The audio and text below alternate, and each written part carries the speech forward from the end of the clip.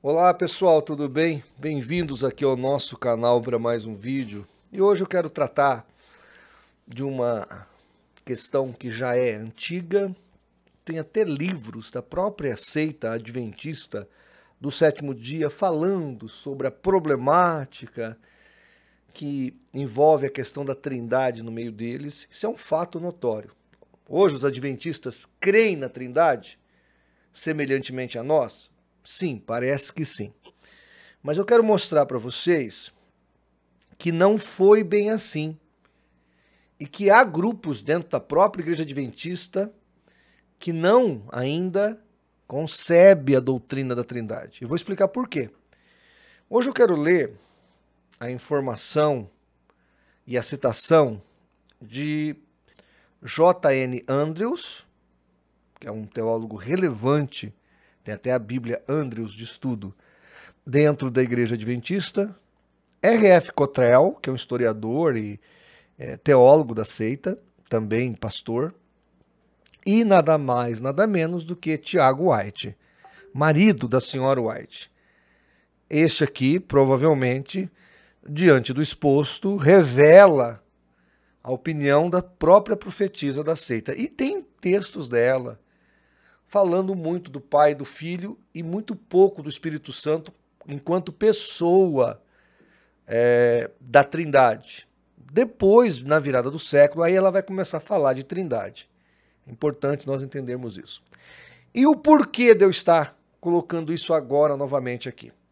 A gente ouve muitos teólogos adventistas tentarem defender a tese de que Jesus é o arcanjo Miguel, no sentido de cristofania, ou seja, Miguel não seria apenas um anjo, mas seria uma cristofania, como existe teofania, quando aparece o anjo do Senhor, sendo o próprio Senhor. Embora, quando o texto em hebraico está falando disso, ele explicita isso.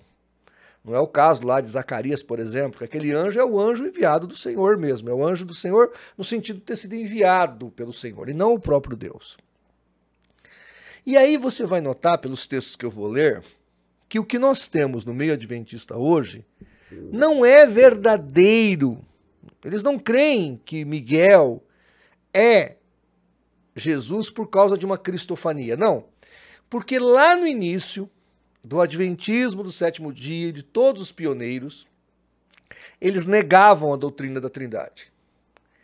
No livro Proclamadores do Reino, da Sociedade Torre de Vigia, do Charles Taze Russell, que na verdade conta a história da seita, mas está lá a citação do Charles Taze Russell, ele fala que muito do que ele aprendeu com os adventistas. Entre marcar datas para a volta de Jesus, sono da alma e o arianismo. Então, a gente olha para as testemunhas de Jeová e vê uma seita ariana. E olha para o adventismo e não vê uma seita do mesmo nível problemático como é as TJs. Por quê? Porque, pelo menos, eles creem na Trindade. O que não é fato, ou o que não foi fato. O que eles fazem hoje é uma salada, é um remendo para costurar aí esse erro histórico, teológico da seita, para tentar conviver com essa realidade. Mas você não vai encontrar a profetisa corrigindo os pioneiros, ou alguém corrigindo a profetisa, ou a própria profetisa admitindo seu erro. Típico de seitas, né? Então a gente tem que pontuar isso. Eu quero te mostrar as citações. Já mandei isso aqui para alguns consultores, ex-adventistas, que confirmaram os textos para mim. Eu já sei da história, eu tenho aqui os livros de história da Igreja Adventista do Sétimo Dia. Então eu vou ler aqui para vocês e eu quero que você observe que a problemática, mesmo eles dizendo que creem na Trindade hoje, ainda persiste dentro da organização adventista do Sétimo Dia. Então fique ligado, tenho certeza que vai valer a pena. Antes, rapidamente aqui os nossos recados, eu quero dizer para você que estamos sorteando 3 prêmios maravilhosos e apologéticos aqui no canal. Todo dia 30 às 22 horas. O primeiro prêmio é uma Bíblia apologética do ICP. O segundo prêmio é uma Bíblia da Sociedade Bíblica Trinitariana do Brasil. E o terceiro prêmio é um kit de livros apologéticos do CACP. Então, vá lá na plataforma do Apoia-se, se inscreva, seja nosso parceiro aqui, nos ajudando a fazer pela verdade o que as seitas fazem pela mentira. E no dia 30, às 22 horas, o teu nome estará aqui na nossa caixa para participar do sorteio que envolve esses 3 prêmios maravilhosos. Quem sabe você pode ser abençoado duplamente. Já é abençoado por nos ajudar e será abençoado, quem sabe, com esse kit apologético. Gente, outra informação importante é o app do CACP. E se não se inscreveu, se inscreva, curta e compartilhe o nosso vídeo. Muito bem, vamos voltar aqui para a questão. Então eu vou ler aqui as citações de alguns teólogos, pioneiros, pastores e líderes adventistas sobre a doutrina da Trindade. O primeiro que eu quero citar aqui é o J.N. Andrews, que ele diz o seguinte, estou pondo aí na tela. A doutrina da Trindade foi estabelecida na Igreja pelo Concílio de Nicéia em 325 Anno Domini. Essa doutrina destrói a personalidade de Deus e seu Filho Jesus Cristo, nosso Senhor. A forma infame como foi imposta à Igreja aparece nas páginas da história eclesiástica, que causa aos que acreditam na doutrina corara de vergonha. Então está aí na revista Adventista, 6 de março de 1855. Advent Review, tá certo? 6 de março de 1855. Então vejam que esta citação de J.N. Andrews é uma citação muito rude, muito firme. Embora ele está bastante equivocado na hora que ele fala que ela foi estabelecida em 325. Não foi. Ela foi estabelecida, ela sempre existiu na Bíblia, obviamente, mas ela foi formulada por Tertuliano, um grande erudito de grego, inclusive. Fala grego, inclusive. E aí, em 325, estava se discutindo a cristologia. E pela cristologia, eles vão desenvolver a doutrina da Trindade. Tertuliano começou lá atrás. Aí vem Atanásio, no Concílio de Nicéia, e fecha a questão. Questão que foi bem difícil para a igreja primitiva. Tanto que o imperador que promoveu ou que financiou o concílio ecumênico, ele era voltado ao arianismo. Tanto que quem o batiza, antes dele morrer, obviamente, é Eusébio de Nicomédia, e não Eusébio de Cesareia. Por quê? Porque era um bispo, esse Eusébio, este sim participou do concílio de Nicéia, defendendo o arianismo. Não o Ário, porque Ário não era bispo, ele era presbítero. Ele não teria uma cadeira para defender a sua tese ali. E aí, quando o Constantino morre, Constâncio, filho do imperador, assume o poder e ele manda prender Atanásio, que ficou por décadas preso. Por fim, quando o Constâncio sai do poder e Teodósio sobe ao poder, e aí Atanásio é solto e a doutrina da Trindade, então, é novamente restabelecida. Mas olha o imbróglio que foi. Então, a afirmação do Andrews, além de mentirosa, ou vamos usar um termo mais eufemístico, além de equivocada, a afirmação do Andrews não está de acordo com a historicidade teológica do fato. E mostra como pensavam esses adventistas lá do primórdio. Tipo o que eles falam do sábado, com relação ao domingo, é o que eles falavam sobre a Trindade. Percebam? Quer dizer, o domingo é pagão porque foi o imperador Constantino que estabeleceu.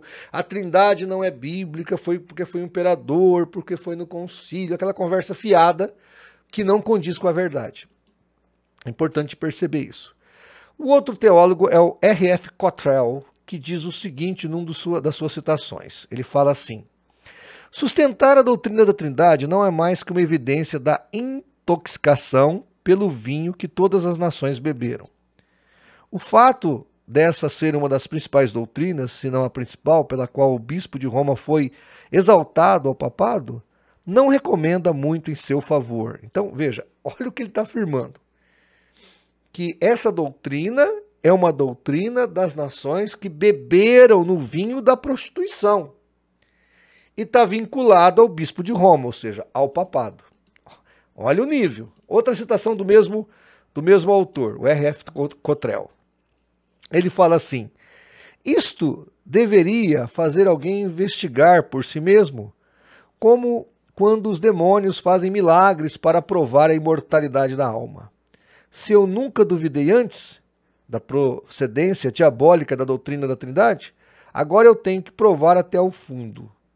Então isso aí, na mesma revista anterior que eu citei, Advent Review, 6 de julho de 1869. Percebam a gravidade da citação aqui. Então ele fala que a doutrina da imortalidade é uma doutrina de demônios, eles falam isso até hoje, mas o R.F. Cottrell está dizendo que assim como a doutrina da imortalidade da alma é de demônio, a doutrina da Trindade também. Senhoras e senhores, isso aqui não é uma citação de uma interpretação, de uma ideia diferente, não, isso aqui é uma afirmação gravíssima, uma blasfêmia contra Deus. E isso aqui é do nível das testemunhas de Jeová para mais. Algo tenebroso. Igreja Adventista do Sétimo Dia. E aí então vem Tiago White, esse sim, com maior peso, já que é o marido da profetisa. E quem escrevia parte do que ela profetizava, né? Tiago White diz assim: a grande falta da reforma foi que os reformadores pararam de reformar. Se tivesse levado avante, não teriam deixado nenhum vestígio do papado atrás, tal como a natural imortalidade, batismo por aspersão, a Trindade, a guarda do domingo, e a igreja agora estaria livre de erros escriturísticos. Então, ele vem falar da imortalidade da alma, do batismo por aspersão, da guarda do domingo e da doutrina da Trindade, que são erros pagãos e que trazem perdição para a vida da igreja. Percebam a problemática? Quem está escrevendo aqui é Tiago White, marido da senhora White. Eu estou citando para vocês aqui personagens que são importantíssimos para a história do Adventismo. Tiago White, Andrews Cottrell, tá? Que foram, lá no início do processo, a base do Adventismo.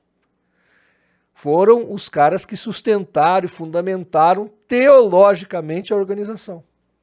E eles estão deixando claro que a doutrina da Trindade era uma coisa pagã, mundana, diabólica, uma coisa que é desviado da verdade, pagão, referente ao papado, ligado ao papado, ligado à idolatria católica. Horas, eu nunca vi adventista nenhum pedindo perdão, admitindo que isso aqui que esses líderes da seita falou era uma heresia cometida por estes homens. Eu nunca vi ninguém. Eles falam do problema, falam que precisaram refinar o entendimento da doutrina da Trindade, mas nunca vieram a público se retratar do que foi dito lá no início da igreja. Logo, nós temos aí no meio adventista gente que não acredita da doutrina da Trindade. E hoje você tem aí essa problemática, resquício dessa heresia que está se desdobrando em outras heresias. E a doutrina de que Jesus e o arcanjo Miguel é apenas um resquício destas blasfêmias aqui, dita por estes homens que eu acabei de citar para você. Tá certo? Então não deixe o adventismo te enganar. Eles encobrem a verdade porque eles não têm compromisso com a verdade. O compromisso deles é com o engodo doutrinário que foi gerado no ambiente de alucinações, de falsas profecias, de mentira, de desvio, de apostasia. Não era um avivamento aquilo. Aquilo era uma alucinação de mentira e engodo que gerou e fomentou a Igreja Adventista do Sétimo Dia. É isso aí. Gente, qualquer dúvida estou à disposição. Que Deus tenha misericórdia de nós e que você não seja enganado pela história, ou pelas mentiras, ou pelos engodos dos adventistas do sétimo dia. Que Deus te abençoe e até o nosso próximo vídeo.